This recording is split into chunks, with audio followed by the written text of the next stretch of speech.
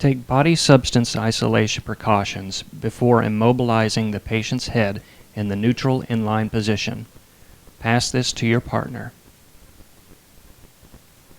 Assess motor, sensory, and circulatory function in all four extremities.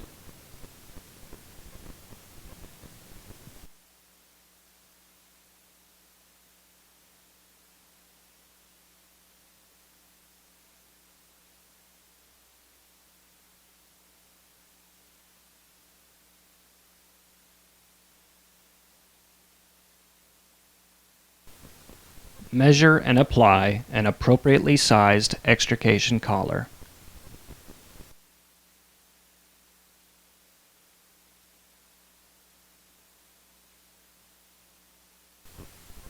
Position the device behind the patient, then on the headman's count of 3, log roll the patient without compromising the spine. Then again, on the headman's count of 3, return the patient to the supine position on the board.